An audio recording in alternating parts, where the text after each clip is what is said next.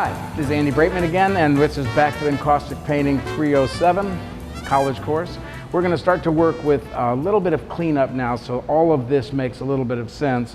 And to that end, I've picked up the idea of a boat and this to be water. So what I'll do is I've got some white paint here, and I'm going to just shape the back end of the boat. We're looking straight at it this way. I'm going to catch a little undercarriage for the framing of it, catch a little bit of the prow of the boat, and then that's going to let me use my large brush, and this is just with a little bit of Dorlands mixed in and mostly oil paint. I'm going to block in a sunlit side of the boat, and I'm going to use some of the wax for the shadowed side of the boat. And if you notice, that wasn't completely emulsified, so I got a hunk of wax on the end of my brush. I'll come back on top. And this dripping is really part of the fun of this part of the process, because we're going to play with this reflection that comes down from the surface of the boat. So I'm able to play with in ways that normally you can't do, because don't forget, I'll be able to clean this up considerably. So I can pull that across this way and then just dry brush and pick up some of that reflected light this way. I'll then come back and stick this back in my soy wax so it stays soft. And you can see how beautiful, look at the difference here between the painted surface, that's oil paint and regular medium, maybe a little wax, and the wax surface. This looks almost like a cooled molten area, and that looks brushed on.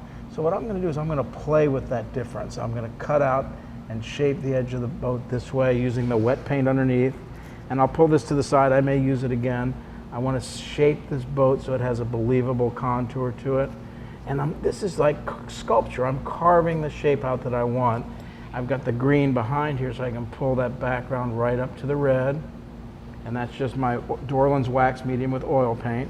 I'll come back and carve this side as well. Give myself a little shape so I see the edge of that boat. I'm not sure what color's there. We're going to make it green and come back with some blue, I think. That boat looks far too small, so I'm going to widen it out. So that means we'll pull it to about here. Have that come across. And I'm looking for a kind of a rounded shape that comes down to the edge here. So we're going to find the prow here.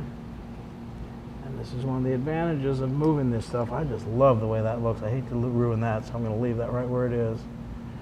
It looks very natural looking there. I'll come back and play with that. So I'm going to come back with my regular oil paint and clean up and redraw. So I want to touch a little bit of the white of the prow of the boat here. I'm going to open up the back of it this way. And see how narrow it looks? It just doesn't look natural. It's too narrow. Looks like a little, one of those kids' boats from Roald Dahl. Open that up a little bit. Bigger side over here.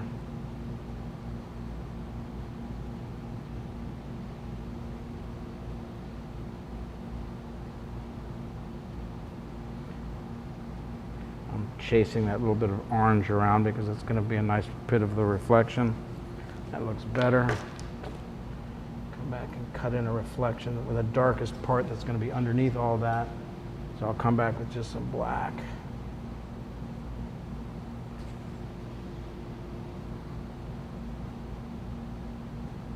And since everything's going to re-emulsify again, I don't have to be too perfect with this. I'm just going to put that shape in there, and I love that dark blue. So I'm going to turn the black to blue. Pull that across. Paint that in, cut out that shape. Okay. Now there was that initial drawing I did that put that red underneath there, so I'm cutting back to reveal some of that. I'm going to find the white of that prow, which means probably a clean brush. Let me get a little bit of a shaping to the side of that boat.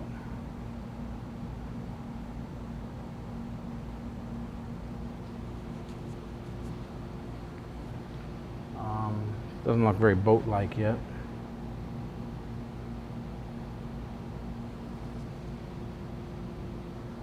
And this is just straight oil paint now.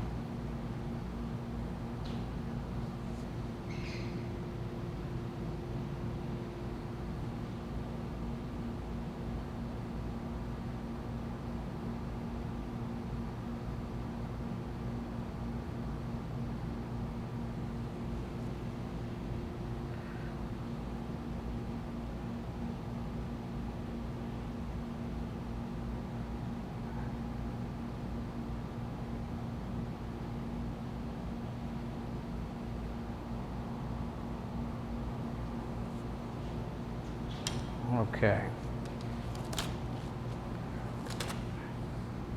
Look at the sweat under the gloves.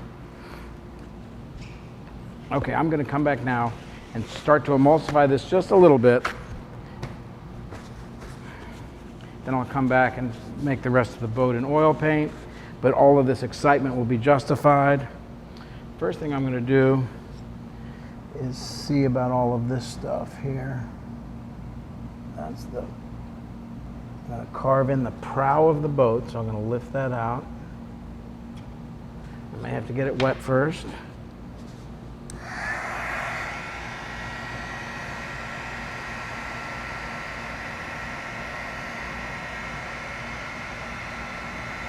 What's happening is the paint that has wax in it is moving, and the paint that doesn't have wax in it is staying still. If the paint that doesn't have wax in it is on top of wax, which it all is, I can blow it around like a tectonic plate, like right on top of the surface of the earth. At this point, I'm going to try to take those drips and blend them into fuse them to the same surface that's underneath, the water underneath, or the paint underneath. Here where that orange, where the reflection of the light side of the boat is, I'm going to blow that across so the paint underneath it moves and fractures that light to reveal some of the dark underneath, and may give it a little help.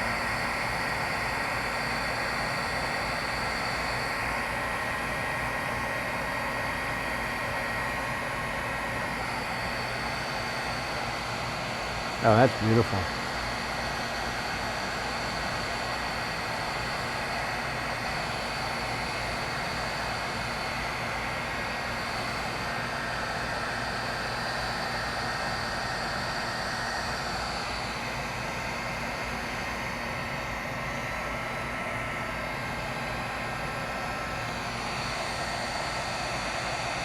Okay, now this is a really good place to stop. I'm going to go ahead and let this dry. It's very believable to me. I'm going to come back, and when it all cools off, it'll just take an hour or so. I'll come back and much more representationally handle the boat itself. But we're seeing a real believable excuse. The size is right, the position is right.